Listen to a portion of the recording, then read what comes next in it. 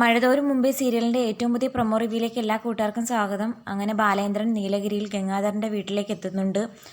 വൈജയന്തിയുടെ പൂർവ്വകാല ചരിത്രങ്ങൾ അറിയാൻ വേണ്ടിയിട്ടാണ് വന്നിരിക്കുന്നത്.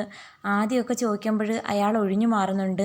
വന്നതല്ലേ ഉള്ളൂ, ഫ്രഷായി പിന്നീട് സംസാരിക്കാം എന്ന് പറഞ്ഞ് അവോയ്ഡ് ചെയ്യുന്നു. പക്ഷെ പിന്നീട് ബാലേന്ദ്രൻ തൻ്റെ ചോദ്യം കടുപ്പിക്കുന്നുണ്ട്. ഞാൻ ഒറ്റ ചോദ്യം ചോദിക്കുന്നുള്ളൂ, അതിൻ്റെ സത്യം എനിക്ക് അറിഞ്ഞേ പറ്റുള്ളൂ എന്ന് പറയുമ്പോൾ ഗംഗാധരൻ മറ്റൊരു നിവൃത്തിയില്ലാണ്ട് സത്യങ്ങൾ പറയാൻ തുടങ്ങുന്നു.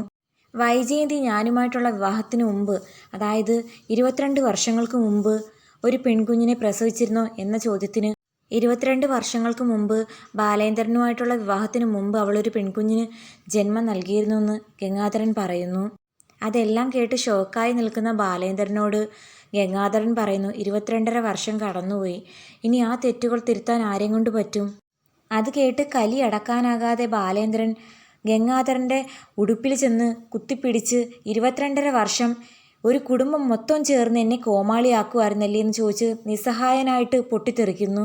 ബാലേന്ദ്രൻ ചൂടായി പോകുന്നത് കണ്ടിട്ട് ഗംഗാധരൻ്റെ ഭാര്യ അയാളോട് ചോദിക്കുന്നു, എന്ത് പറ്റി ബാലേന്ദ്രന്, ഈ സമയത്ത് എന്താ വീട് വിട്ട് പോയെന്ന് ചോദിക്കുമ്പം ഗംഗാധരൻ പറയുന്നുണ്ട്, ബാലേന്ദ്രൻ പഴയ കാര്യങ്ങളെല്ലാം അറിഞ്ഞു.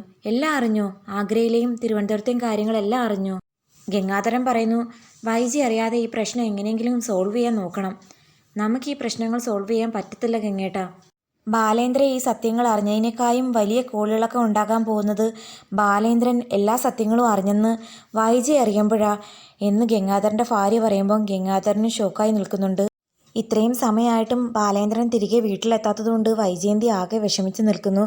അതേസമയം മനസ്സ് നീറി ബാലേന്ദ്രൻ ഒരു ബാറിൽ കയറി മദ്യപിക്കുന്നതായിട്ടൊക്കെ കാണിക്കുന്നുണ്ട്. ബാലേന്ദ്രൻ തിരികെ വീട്ടിലെത്തുന്ന സമയത്തായിരിക്കും വൈജയന്തിക്ക് നേർക്കും അലീനയുടെ നേർക്കും തോക്ക് ചൂണ്ടി അവരെ ചോദ്യം ചെയ്യുന്നത്. അപ്പോൾ കാത്തിരിക്കാം. അലീന എല്ലാ സത്യങ്ങളും അറിഞ്ഞിട്ടല്ലേ വൈജയന്തിയുടെ വീട് തിരക്കി വേലക്കാരിയായിട്ട് വന്നത്.